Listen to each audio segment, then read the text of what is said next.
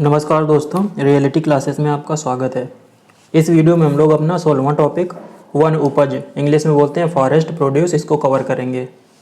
इसके साथ 16 टॉपिक आपके कंप्लीट हो जाएंगे और 10 टॉपिक आपके बचेंगे।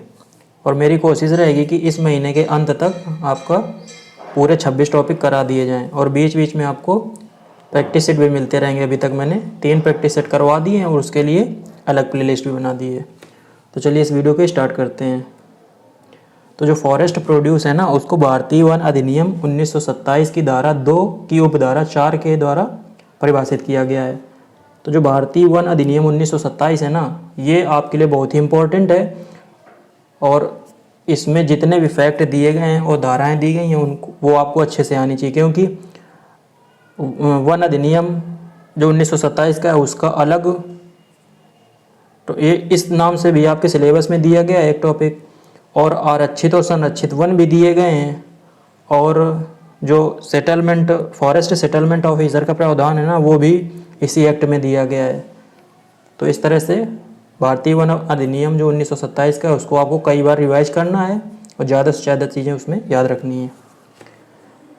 अब हम लोग देखेंगे तो धारा 2 के अंतर्गत उपधारा 4 जो है ना, उसमें वन उपज को किस तरह परिभाषित किया गया है। तो इसका जो का भाग है उसमें लिखा है निम्नलिखित वस्तुएं वन उपज के अंतर्गत आती हैं। इमारती लकड़ी, लकड़ी का कोयला, कुचुक। इसमें कई से ऐसे हिंदी और इंग्लिश में वर्ड आएंगे जिनका मीनिंग या तो आप डायरेक्ट गूगल में सर्च कीजिए, हिंदी उनकी ट्रांसलेट करना बड़ा मुश्किल है, तो मैंने उसी तरह से रख दिया है।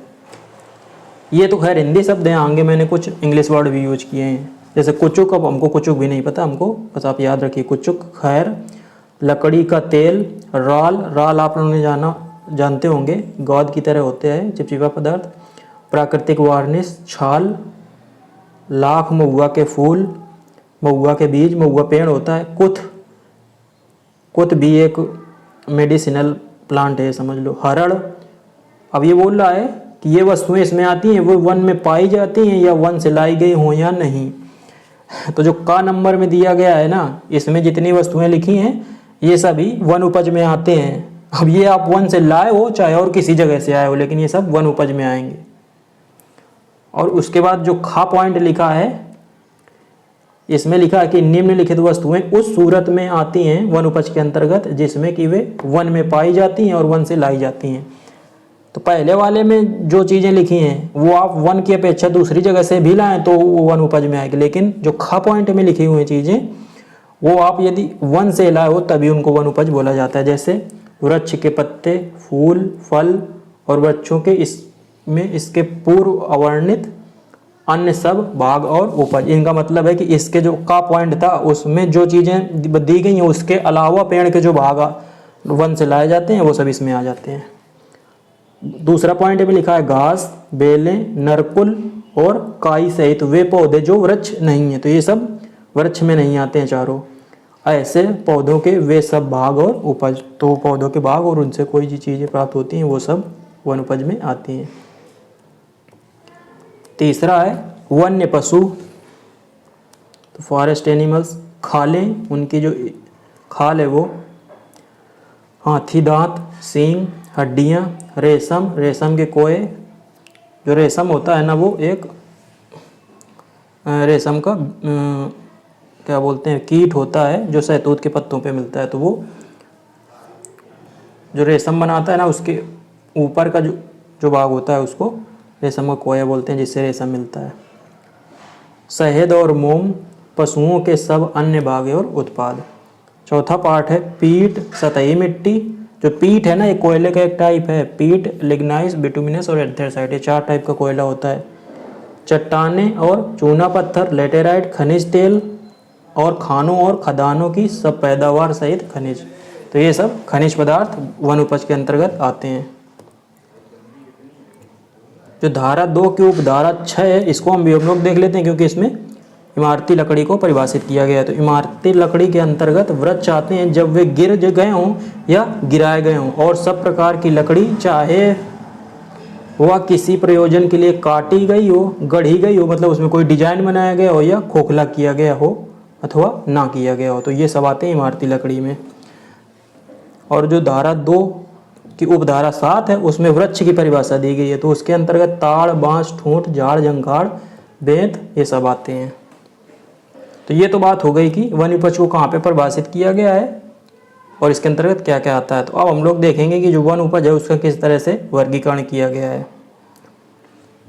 तो वन जो उत्पाद हैं उनको 2 तरह से वर्गीकृत किया गया, क्लासिफाई किया गया है, मेजर फॉरेस्ट प्रोडक्ट्स और माइनर फॉरेस्ट प्रोडक्ट्स। तो जो मेजर फॉरेस्ट प्रोडक्ट है ना, ये पहला पार्ट यहाँ पे दिया गया है। इसके अंतर्गत टिम्बर, सॉफ्टवुड, फ्यूलवुड, फ्यूलवुड में चारकोल भी आ जाता है, ये सब सम्मिलित हैं। भारत के जंगलों में पेड़ों की अनेक प्रजातियां पाई जाती हैं, जिनमें से 90% व्यापारिक रूप से कीमती हैं। तो देखो काफ़ी इंपॉर्टेंट पॉइंट है ये। तो पहली बात, तो मेजर फॉरेस्ट प्रोड्यूस में आते कौन कौन है? Timber, softwood, fuelwood. और भारत में जो जंगल है उनमें से जो 90% पार्ट है उनका वो व्यापारिक रूप से कीमती है। अगला पॉइंट लिखा है हार्डवुड। तो अभी हम लोग हार्डवुड के अंतर्गत देखेंगे कौन कौन से पेड़ आते हैं, फिर आगे सॉफ्टवुड के अंतर्गत बताया गया है। तो हार्डवुड के अंतर्गत जो टिम्बर है ना वो हार्डवुड में आती है। शीशम, महोगनी, लॉगवुड, आयरनवुड। तो जो लॉगवुड, आयरनवुड है ना, ये इंग्लिश नाम है, हिंदी में इनको आप गूगल में डाल के सर्च कर सकते हो, देख सकते हो कि कौन कौन से पेड़ हैं ये। इबोनी, इबोनी शायद आपने उसको बोला जाता है। साल, साल का ये पेड़ होता है। ऐसे ग्रीन हार्ट, कीकर और सेमल, ये सब पेड़ों के नाम हैं। ये सब हार्डवुड के अंतर्गत आते हैं, जिनका प्रयोग फर्नीचर, डिब्बे, तो डिब्बे, अब ये डिब्बे हो सकते हैं ट्रेन के डिब्बे या और दूसरे किसी इस तरीके के टूल बनाने में तथा दूसरे कमर्शियल सामान बनाने में इनका उपयोग होता है। किसका? हार्डवुड का। डेटा यहाँ पे कई सारा दिया गया है, तो आप डेटा इसमें से पूछा जा सकता है। लिखा है हार्डवुड का 70% जो पार्ट है वो ईंधन के रूप में प्रयोग किया जाता है और 30% पार्ट जो है वो उद्योगों में, इंडस्ट्रीज में प्रयोग किया जाता है। ये बात हार्डवुड की हो गई। और यदि हम सॉफ्टवुड की बात करें तो सॉफ्टवुड का 30% ईंधन के रूप में होता है प्रयोग, और जबकि 70% उद्योगों में होता है। बहुत ही इंपॉर्टेंट पॉइंट है ये कि हार्ड 70-30 आप याद रखो। तो हार्डवुड का 70% भाग ईंधन के रूप में, 30% भाग उद्योगों में। जबकि सॉफ्टवुड की बात की जाए तो उसका 30% ईंधन के रूप में, बल्कि 70% इंडस्ट्री में यूज होता है। इसके अगला पॉइंट दिया गया है जम्मू कश्मीर टिम्बर का सबसे बड़ा उत्पादक है। तो हार्डवुड का सबसे बड़ा उत्पादक कौन है? जम्मू कश्मीर। उसके बाद कौन होता है? पंजाब, मध्य प्रदेश। जबकि कर्नाटक फ्यूलवुड का सबसे बड़ा उत्पादक है। तो आपको ये याद रखना है कि जो जम्मू कश्मीर है वो टिम्बर का सबसे बड़ा उत्पादक है, और जो कर्नाटक है वो फ्यूलवुड का सबसे बड़ा उत्पादक है। तो टिम्बर में प्रोडक्शन में नंबर 1 है जम्मू कश्मीर, फिर पंजाब, फिर मध्य प्रदेश। और यदि फ्यूलवुड की बात की जाए तो उसमें सबसे पहले कर्नाटक, फिर पश्चिम बंगाल, फिर महाराष्ट्र। अगला पॉइंट दिया गया है अब सॉफ्टवुड। अभी अब बात हम कर रहे थे हार्डवुड की, अब करेंगे बात सॉफ्टवुड की। तो सॉफ्टवुड के अंतर्गत देवदार, पॉपुलर, चीड़, फर, सेडार और बाल्सम, ये सब पेड़ हैं। इनमें शुरुआत के 3 तो आप जानते ही होंगे। देवदार, पॉपुलर का पेड़ होता है, ऐसे चीड़, बाल्सम का भी नाम सुना होगा। ये सब सॉफ्टवुड के अंतर्गत आते हैं। इसमें आगे लिखा है यह हल्की, जो इनकी लकड़ी होती है इन पेड़ों की, वो हल्की, मजबूत और टिकाऊ होती है। एंड इजी टू वर्क, मतलब आप इसका काट पीट आसानी से कर सकते हैं, घिस सकते हैं, जिससे इसमें चमक आ जाए। इनका प्रयोग निर्माण कार्य, मतलब कंस्ट्रक्शन वर्क, और पल्प, पेपर बनाने से पहले पल्प बनाया जाता है, तो पेपर पल्प बनाने में सॉफ्टवुड का प्रयोग किया जाता है। हार्डवुड से आप पेपर नहीं बना सकते हैं। ये बात हो गई मेजर फॉरेस्ट प्रोडक्ट की। ये तो कम थे। अब बात आती है माइनर फॉरेस्ट प्रोडक्ट की। तो माइनर इनका नाम है, तो इस पर आपको कंफ्यूज नहीं होना है। माइनर में बहुत सारे आ जाते हैं, उनके बहुत सारे उपयोग हैं। तो माइनर फॉरेस्ट प्रोडक्ट में सबसे पहले दिया गया है ग्रासेस, मतलब घासें, बम्बूज मतलब बम्बू होता है ना, बांस, और केन्स। तो केन ये शुगर केन नहीं है, केन ये दूसरे आ जाते हैं, ऐसे सब इसमें पेड़ आ जाते हैं जो अंदर से खोखले होते हैं या डंडे जैसे होते हैं, मतलब ज़्यादा मोटे नहीं होते हैं, वो सब आ जाते हैं माइनर फॉरेस्ट प्रोडक्ट में, मतलब जो ट्री की कैटेगरी में नहीं रखे गए हैं। केन आप सर्च कर सकते हैं गूगल में, आपको पता चल जाएगा कि इसके अंतर्गत क्या क्या आता है। तो सबसे पहले हम लोग घासों में देखेंगे, तो लिखा है घासें जैसे सबई, भाबर, तो मैंने इंग्लिश भी लिख दी है SABAI और भाबर BHABAR, और एलिफेंट ग्रास, इसका नाम आप लोगों ने सुना होगा। इसका प्रयोग किया जाता है पेपर बनाने में। जो सबई घास है वो पेपर उद्योग का एक महत्वपूर्ण रॉ मटेरियल है। तो इम्पोर्टेंट पॉइंट है ये कि जो पेपर इंडस्ट्री है उसका एक इम्पोर्टेंट रॉ मटेरियल है सबई घास। अगला पॉइंट इसमें लिखा गया है, यह एक पेरेनियल ग्रास है जो सब हिमालयन ट्रैक्ट के खुले ढलानों, ये हम सबई घास की बात हो रही है। पेरेनियल ग्रास का मतलब जो बहुत लंबे समय से उगती आ रही है, उस तरह की घास को पेरेनियल बोलते हैं। जो सब हिमालयन ट्रैक्ट, ये रीजन की बात हो रही है, उप हिमालय, उसमें खुले ढलानों में पाई जाती है। हिमालय के बिहार, इसके अलावा बिहार, उड़ीसा, पश्चिम बंगाल, मध्य प्रदेश, हिमाचल प्रदेश के वेस्टर्न पार्ट में पाई जाती है, हिमाचल प्रदेश के पश्चिमी भाग में। ये बात सबई ग्रास के बारे में बताया गया है। अब एक दूसरी घास है खस ग्रास, KHUS। इसकी जड़ों का प्रयोग कूलिंग स्क्रीन बनाने में किया जाता है। और एक मूंज तो आप लोगों ने सुना ही होगा, जो कि एक लंबी घास है। इसका प्रयोग चिक्स, स्टूल्स और कुर्सियां आदि बनाने में किया जाता है, तथा पत्तियों को ट्विस्ट करके धागा बनाया जाता है। तो ट्विस्ट करके धागा जो मोटा बनेगा, रस्सी समझ लो आप, तो उस पत्तियों से रस्सी बनाई जाती है। अब बात करेंगे हम लोग, घास की बात हो गई, अब बांस की बात करेंगे, बैम्बू की। तो बैम्बू घास फैमिली का है, लेकिन यह एक पेड़ की तरह बढ़ता है। बैम्बू तो वैसे घास है, लेकिन ये एक पेड़ की तरह बहुत लंबे होते हैं बांस। यह वुडी, मतलब इसमें लकड़ी होती है काफ़ी मात्रा में। पेरेनियल मतलब बहुत लंबे समय से पैदा हो रहा है और लंबा होता है। बांस की लगभग 100 प्रजातियाँ पाई जाती हैं।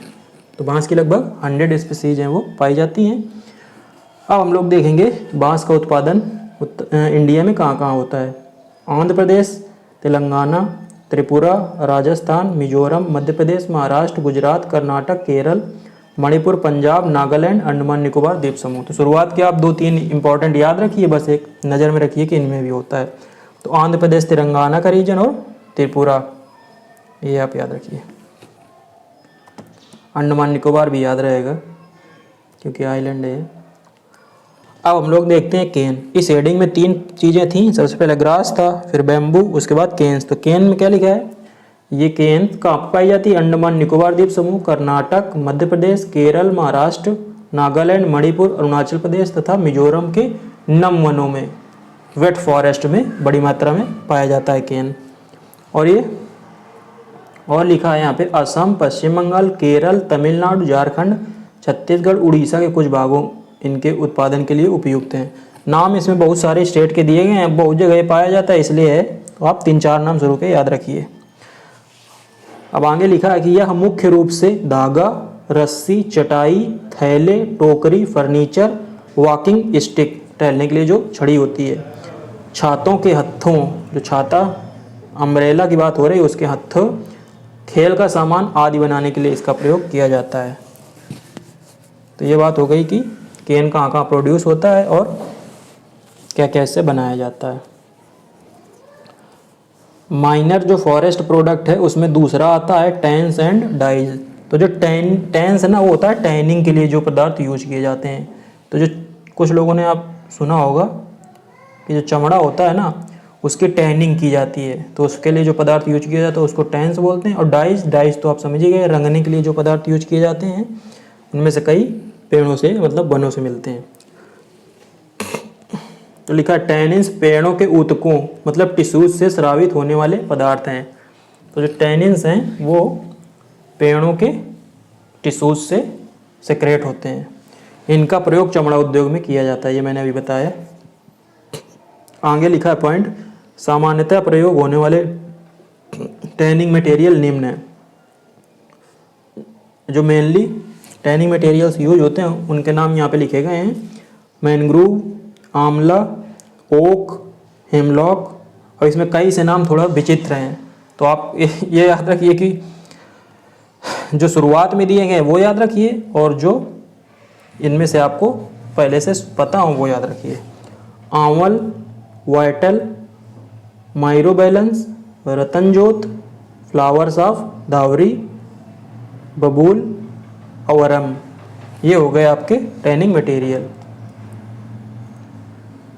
अब हम लोग यहाँ पे नीचे डाई देखें, लिखा है कुछ महत्वपूर्ण डाइज, रेड सैंडर, खैर, फ्लावर्स ऑफ पलास, पलास के जो फूल हैं, fruits of Mallotus philippensis, bark of वाइटल, वाइटर की जो बार्क मतलब छाल है, और ये एक पेड़ लिखा है मोरिंडा टिंक्टोरिया, इसके जड़ों से प्राप्त होती है। तो डाइज इन पेड़ों से प्राप्त होती है। अगला जो पॉइंट है वो काफ़ी इंपॉर्टेंट है, लिखा है भारत में प्रतिवर्ष लगभग 2 लाख टन टैंस और डाइज का उत्पादन होता है। ये जो डेटा है वो डायरेक्ट पूछ सकता है कि भारत में प्रतिवर्ष लगभग कितने टन टैंस और डाइज का प्रोडक्शन होता है, तो यह है 2 लाख टन। टोटल मात्रा बता रहा है टैंस और डाइज की। अब हम लोग देखेंगे ऑयल्स, कुछ ऑयल्स भी हमको मिलते हैं पेड़ों से, तो उसमें लिखा है मुख्यतः चंदन, लेमन ग्रास, खस, यूकेलिप्टस ग्लोबुलस, ये पेड़ का नाम है, यूकेलिप्टस की एक वैरायटी है, इससे प्राप्त किए जाते हैं तेल। इनके चारों पेड़ों के नाम आपको याद रखने हैं। इनका प्रयोग साबुन, सौंदर्य प्रसाधन, कन्फेक्शनरी और फार्मा उद्योग में किया जाता है। तो ये हो गए कौन कौन से तेल कहाँ कहाँ से मिलते हैं, और मतलब तेल कहाँ कहाँ से मिलता है, किन किन पेड़ों से, और उनका प्रयोग कहाँ पे किया जाता है। अगला जो माइनर फॉरेस्ट प्रोडक्ट है उसमें आते हैं गम्स एंड रेजिन्स। तो गम का मतलब चिपचिपे पदार्थ, और रेजिन है ना, रेजिन ये भी एक तरह का चिपचिपा पदार्थ होता है। तो जो गम है उसको पेड़ों के तने और दूसरों भागों से प्राकृतिक विधि अथवा छाल या तने को इंजर करके प्राप्त किया जाता है। तो कई पेड़ ऐसे हैं जिनसे अपने आप जो गम है वो सेक्रेट होता है, लेकिन कई पेड़ों में हम लोग हल्का सा कट मार्क बना देते हैं, तो इसीलिए लिखा है तनों को इंजर करके प्राप्त किया जाता है। ये हम लोग गम की बात कर रहे हैं। इनका प्रयोग टेक्सटाइल मतलब वस्त्र उद्योग, कॉस्मेटिक्स, कन्फेक्शनरी, मेडिसिन्स और इंक आदि में किया जाता है।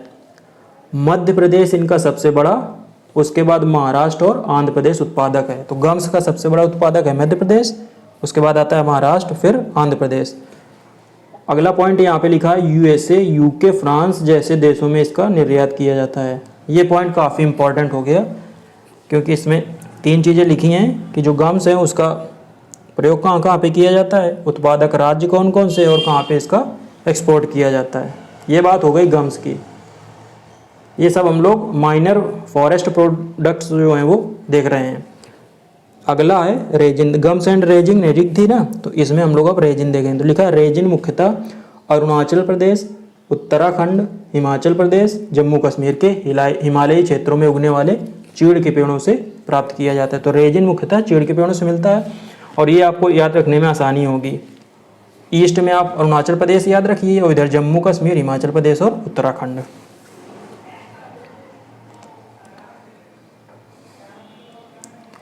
इसमें और 2-3 इंपॉर्टेंट पॉइंट दिए गए हैं रेजिन में, ये भी काफ़ी इंपॉर्टेंट है। लिखा है जो क्रूड रेजिन है, क्रूड रेजिन मतलब जिस तरह से हमको पेड़ों से मिलता है, इसमें मुख्यतः 2 चीज़ें पाई जाती हैं, एक तरल पदार्थ, एक लिक्विड सब्सटेंस जिसको हम लोग तारपीन बोलते हैं जो होता है 25%, और एक ठोस जिसे हम लोग रेजिन बोलते हैं वो होता है 75%। ये क्रूड रेजिन की बात हो रही है जिस फॉर्म में हमको पेड़ों से मिलता है। तो जो तारपीन है ना, उसका प्रयोग पेंट और वार्निश के विलायक के रूप में, पेंट और वार्निश के सॉल्वेंट के रूप में यूज किया जाता है, कृत्रिम कपूर बनाने में, चीड़ का तेल बनाने में, डिसइंफेक्टेंट्स बनाने में, फार्मास्यूटिकल्स प्रिपरेशन में, मतलब फार्मा में कई दवाएं बनाने में, वैक्स, बूट पॉलिश और औद्योगिक इत्र इंडस्ट्रियल परफ्यूम बनाने आदि में किया जाता है किसका, तारपीन का प्रयोग। और जो दूसरा सब्सटेंस बचा क्रूड रेजिन का वो है रेजिन। तो रेजिन कई उद्योगों जैसे पेपर, पेंट, वार्निश, साबुन, रबर, तेल, water proofing, greases, adhesive tape, plastic आदि में रॉ मटेरियल के रूप में किया जाता है। तो ये हो गया बात रेजिन की। अब हम लोग देखते हैं अगला माइनर फॉरेस्ट प्रोडक्ट, वो है फाइबर और फ्लॉसेस। तो ये रेसे हो गए, दोनों फाइबर भी रेसा है, जो फ्लॉसेस है वो भी एक रेसा ही है। थोड़ा दोनों में डिफरेंस है। जो फाइबर्स है उनको पेड़ों के ऊतकों से प्राप्त किया जाता है। ज़्यादातर रेसे कोर्स होते हैं और वो रस्सियाँ बनाने में प्रयोग होते हैं। कोर्स मतलब मोटे। तो ये बात हो गई फाइबर की जो लिखा। और अगला पॉइंट लिखा है इसमें फ्लॉसेस। ये कुछ फलों से प्राप्त होते हैं जिनका प्रयोग पिलोज और मैट्रिसेस की स्टफिंग के लिए किया जाता है। पिलो में भरने के लिए स्टफिंग उसी को बोला जाता है, पिलो में जो अंदर भरा रहता है पदार्थ। तो जो फ्लॉसेस हैं ये कुछ फलों से मिलता है, फ्रूट्स से। देखो ये थोड़ा अजीब लग रहा होगा। और इसका प्रयोग मैट्रिसेस और पिलोज की भराई में किया जाता है, स्टफिंग में किया जाता है।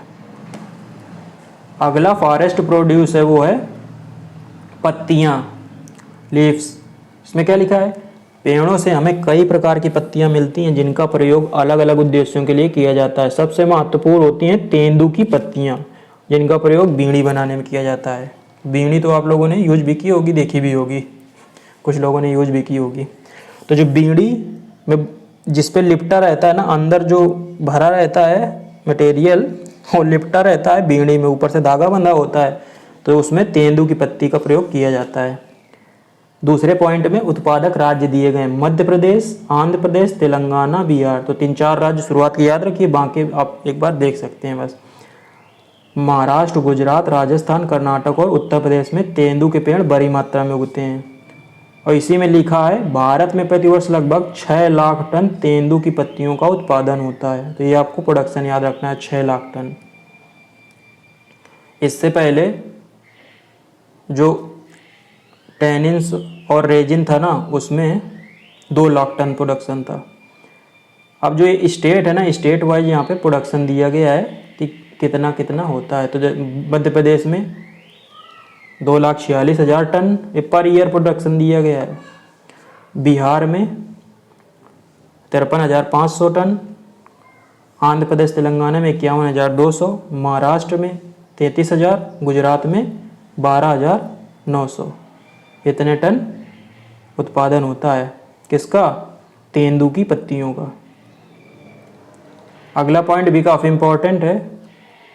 इसमें बताया गया है कि तेंदू की पत्तियों का कहाँ कहाँ पे निर्यात किया जाता है। तो तेंदू की पत्तियों और बीड़ी को पाकिस्तान, बांग्लादेश, श्रीलंका, ये तो पड़ोसी देश हो गए। इसके अलावा कुछ अन्य एशियाई और अफ्रीकी देशों में इनका निर्यात किया जाता है। तो हो गए पाकिस्तान, श्रीलंका, बांग्लादेश और कुछ और दूसरे एशियाई और अफ्रीकी देश, वहाँ के लिए निर्यात किया जाता है तेंदू की पत्तियों का। अगला जो फॉरेस्ट प्रोड्यूस है वो है ड्रग्स, स्पाइसेस एंड पॉइजन्स। तो आप ड्रग्स में वो ना समझ लीजिए ड्रग्स जो लोग लेते हैं। तो ड्रग्स ना, इनका मेडिसिन जो होती है ना, उनको ड्रग्स भी बोला जाता है। और आप सर्च कर सकते हैं गूगल में कि ड्रग्स है ना और मेडिसिन में क्या डिफरेंस होता है। इसमें पहला पॉइंट दिया गया है पेड़ों के विभिन्न भागों से दवाएं प्राप्त की जाती हैं। इसमें से क्विनाइन जो है वो सबसे महत्वपूर्ण दवा है। तो क्विनाइन जो है ना, वो सिनकोना वृक्ष की छाल से प्राप्त किया जाता है। आपको बताना है कि क्विनाइन का प्रयोग किस रोग के उपचार में किया जाता है। अगला पॉइंट इसमें लिखा है मसाले जैसे दालचीनी और इलायची। तो ऊपर ड्रग्स की बात हुई तो ड्रग्स पहले पॉइंट में लिखा है, स्पाइसेस दूसरे पॉइंट में लिखा है, और जो पॉइजन्स है वो तीसरे पॉइंट में लिखा है, ये इधर। तो मसालों जो प्राप्त होते हैं हमको वो हो गए दालचीनी और इलायची। कुछ जहरीले पदार्थ, अब पॉइजन्स की बात हो गई तो कुछ जहरीले पदार्थ यदि नियमित मात्रा में लिए जाते हैं तो वो दवा के रूप में कार्य करते हैं, जैसे धतूरा, गांजा, स्ट्रिक्नाइन और एकोनाइट। ये दोनों इंग्लिश वर्ड हैं। यदि आपको पता करना है क्या होते हैं ये दोनों, तो आप इनको गूगल कर लीजिए। धतूरा, गांजा आप याद रख सकते हैं। अगला पॉइंट है 7वां, खाद्य पदार्थ। तो कुछ खाद्य पदार्थ भी हमको मिलते हैं वनों से, वो हम लोग यहाँ पे देखें। लिखा है कई प्रजातियों के फल, फूल, पत्तियाँ और जड़ों से अनेक प्रकार के खाद्य पदार्थ मिलते हैं। तो फल ही नहीं मिलते, उसके अलावा फूल भी हम लोग खाते हैं कई पेड़ों के, पत्तियां भी खाते हैं और जड़ों भी यूज की जाती हैं। जैसे जड़ की बात की जाए तो जैसे हम लोग क्या बोलते हैं इसको, साबूदाना, तो साबूदाना है ना वो एक पेड़ की जड़ से मिलता है। 8वां जो प्रोडक्ट है वो है पशु उत्पाद। 8वें नंबर पे जो दिया गया है तो वो हो गए एनिमल प्रोडक्ट्स। तो कई एनिमल प्रोडक्ट्स हैं वो हमको मिलते हैं वनों से। तो उसमें सबसे पहले लाख दिया गया है, LAC अंग्रेजी है, लाख बोलो या लैग जो भी है।